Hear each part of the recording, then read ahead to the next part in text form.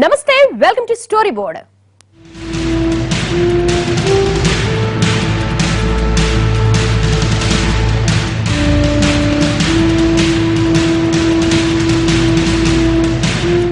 గడచిన వారం రోజులుగా తమిళ పాలిటిక్స్ లో రొంబ సస్పెన్స్ థ్రిల్లర్ నడుస్తోంది.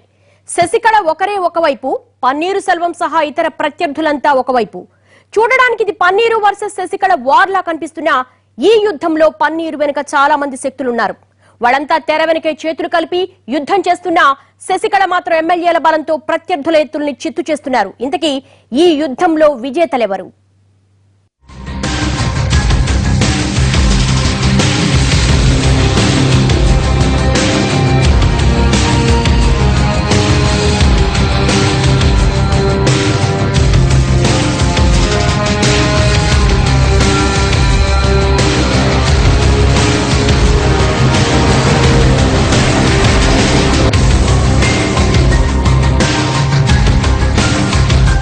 అమ్మ మరణం తర్వాత ఆమె ఒక్కరే పార్టీకి దిక్కయ్యారు. అన్నాడీఎంకే పార్టీ నేతలంతా ముక్త కంఠంతో శశికళను తమ నేతగా ఎన్నుకున్నారు. పార్టీ ప్రధాన కార్యదర్శిని చేశారు. అన్నాడీఎంకే శాసనసభాపక్ష నేతగా ఎన్నుకున్నారు. అంతా సవ్యంగా సాగితే ఆమె తమిళనాడు ముఖ్యమంత్రిగా ప్రమాణ స్వీకారం చేసి ఇప్పటికీ 10 రోజులు గడిచి ఉండేది. సీఎంగా ప్రజా సంక్షేమం చూడాల్సిన ఆమె ఇప్పుడు పార్టీని కాపాడుకునేందుకు ప్రత్యర్థులతో పోరాటం చేస్తున్నారు. ఈ యుద్ధంలో శశికళ ఒక్కరే ఒక పక్షం. ఈమెకు ప్రజలు, ఎమ్మెల్యేలు తప్ప అంతా వ్యతిరేకమే. అవును, ఒక్క శశికళను ఓడించడానికి ప్రజాస్వామ్యానికి అతీతంగా రాజకీయ శక్తులన్నీ ఒక్కటయ్యాయి. శశికళకు పన్నీర్ సెల్వం వ్యతిరేకం. ఆయనతో పాటు పార్టీలో మరికొందరు నేతలు వ్యతిరేకం. రాజ్యాంగాన్ని పరిరక్షించాల్సిన గవర్నర్ కూడా శశికళ విషయంలో మీనమేషాలు లెక్కిస్తున్నారు. కేంద్రం కూడా శశికళకు వ్యతిరేకం. విపక్ష డీఎంకే కూడా వ్యతిరేకం. సోషల్ మీడియా పూర్తిగా వ్యతిరేకం. మీడియాలో ఓ వర్గం ఆమెకు పూర్తి వ్యతిరేకం. ఇలా ఇంతమంది వ్యతిరేకంగా ఉన్నా ఆమె మాత్రం ఒంటరిగానే వీళ్లందరితోనూ పోరాటం చేస్తోంది.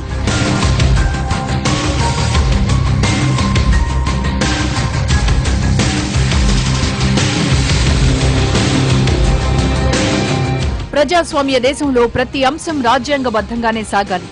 కానీ తమిళనాడులో జరుగుతున్న రాజకీయాలు మాత్రం అందుకు భిన్నంగా నడుస్తున్నాయి. రాజ్యాంగబద్ధంగా ముఖ్యమంత్రి పీఠాన్ని అధిష్ఠించాల్సిన అర్హతలున్న శశికళను అకారణంగా పక్కన పెట్టి ఏమాత్రం బలం లేని పన్నీర్ సెల్వాన్ని మధ్యలో పెట్టి కథ నడిపించాలని చూస్తున్న కుట్రలన్నీ ఇప్పుడు ఒక్కసారిగా భగ్నమైపోయాయి. ఆఖరికి తమిళనాట కొనసాగుతున్న రాజకీయ సంక్షోభం చూసి అటార్నీ జనరలే స్వయంగా స్పందించారు.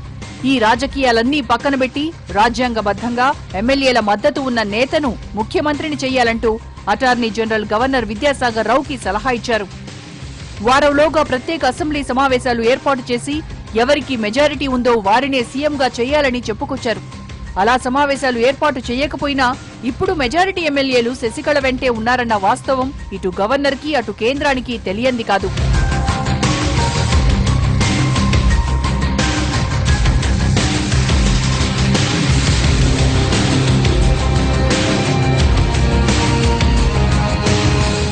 శక్తులు తనకు వ్యతిరేకంగా అడుగులేస్తున్నా శశికళ మాత్రం ఒక్కతే అన్ని ఎదుర్కొంటోంది.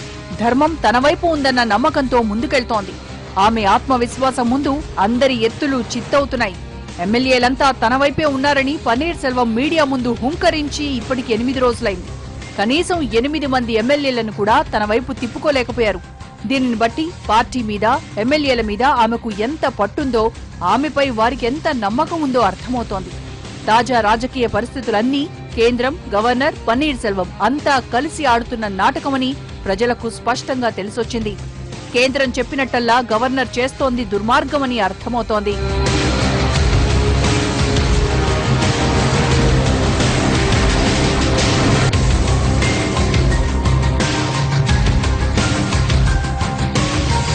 శశికళ కేసులో తీర్పు వస్తుందా రాదా అన్నది సెకండరీ.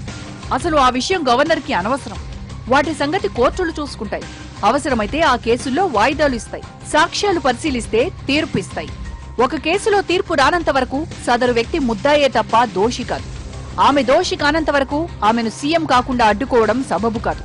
కేసులో శశికళకు తీర్పు రానంత వరకు సీఎం పదవి చేపట్టే అవకాశం ఆమెకు మాత్రమే ఉంది. ఎందుకంటే ప్రస్తుతం ప్రజలు ఎన్నుకున్న ఎమ్మెల్యేలంతా ఆమెకే సపోర్ట్ చేస్తున్నారు. ఒక నాయకుడు ప్రభుత్వాన్ని ఏర్పాటు చేయడానికి ఎమ్మెల్యేల బలం ఉందా లేదా అన్నది మాత్రమే గవర్నర్ పరిగణలోకి తీసుకోవాల్సిన అంశం. ఆ లెక్కన రాజ్యాంగబద్ధంగా సీఎం అయ్యే అర్హతలు శశికళకే ఉన్నాయి. కానీ గవర్నర్ విద్యాసాగర్ రావు మాత్రం ఆ దిశగా అడుగులు వేయడం లేదు, నిర్ణయం తీసుకోవడం లేదు. అందుకే అటార్నీ జనరల్ జోక్యం చేసుకుని అయ్యవారికి శుద్ధులు చెప్పాల్సొచ్చింది.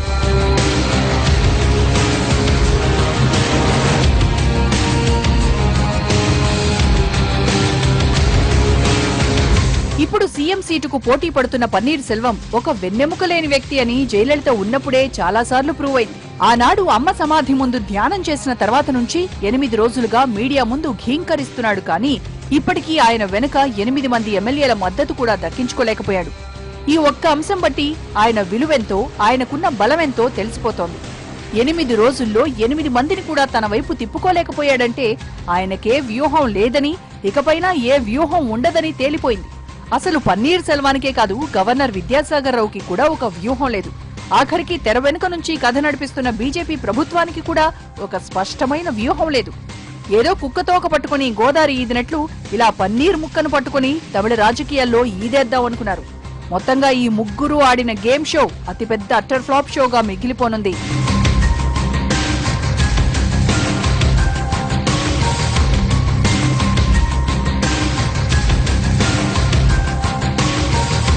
గత ఏడాది నుంచి తమది కాని రాష్ట్రాల్లో అధికారం కోసం పాకులాడుతున్న బీజేపీ ఉత్తరాఖండ్, అరుణాచల్ ప్రదేశ్ల విషయాల్లో కాస్తంత సమర్థుల్ని ఎంపిక చేసుకుని కొంతవరకు సక్సెస్ అయింది.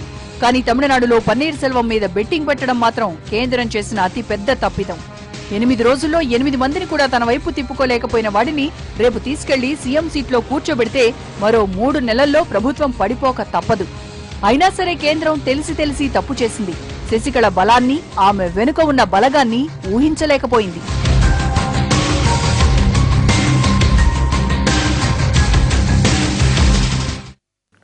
చిన్నమ్మ ఎత్తులకు చిత్తయ్యారా? వ్యూహ రచనలో వెనుకబడ్డారా? వివరాలు బ్రేక్ తర్వాత చూద్దాం.